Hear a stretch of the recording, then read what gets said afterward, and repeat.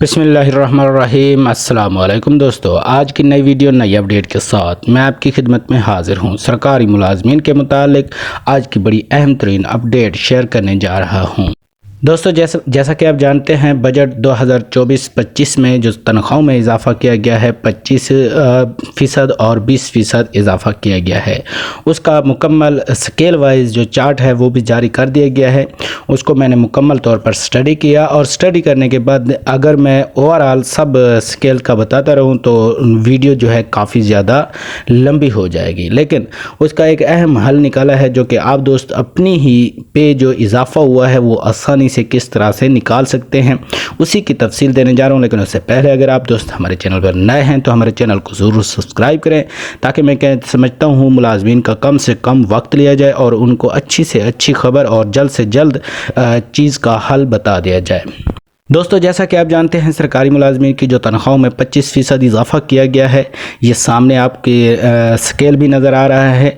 इस पर अगर आप अपने स्केल वाइज के मुताबिक देखेंगे तो आपको मतलब थोड़ी सी तंगी भी महसूस होगी, क्योंकि स्केल पर थोड़ा सा कम ही मध्यम नज़र आ रहा है, जिसकी वजह से आपको सही नज़र नहीं आएगा। तो आप अपनी तनख्वाह में जो 25% इजाफ़ा है वो किस तरह से निकाल सकते हैं।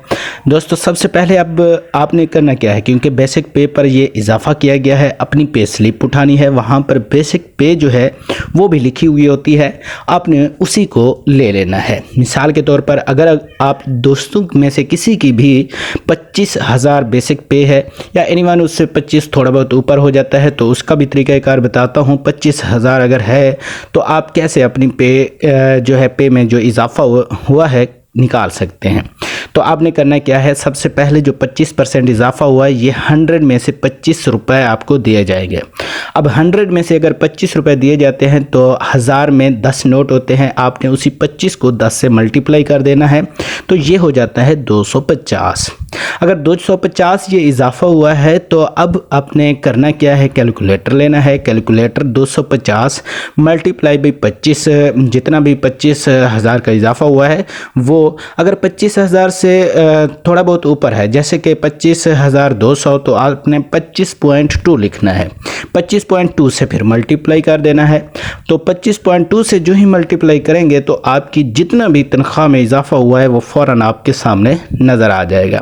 अगर हम स्केल वाइज बताते हैं तो ये वीडियो लंबी हो जाती है, किसी का कोई स्केल होता है, किसी का कोई स्केल होता है, इसीलिए वो वीडियो को स्किप कर देते हैं।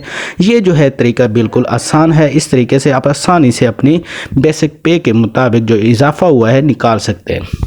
और जो पेंशन में इजाफा हुआ है या बाकी जिस तरह इजाफा हुआ है, उनको पता है कि उनकी तनख्वाह में कितना इजाफा हुआ है, वो अब 100 में से उतना में इजाफा हुआ मल्टीप्लाई 10 से करेंगे और उनकी जो बेसिक पे होगी उससे मल्टीप्लाई कर देंगे। सिंपल और आसान तरीक़ाकार है।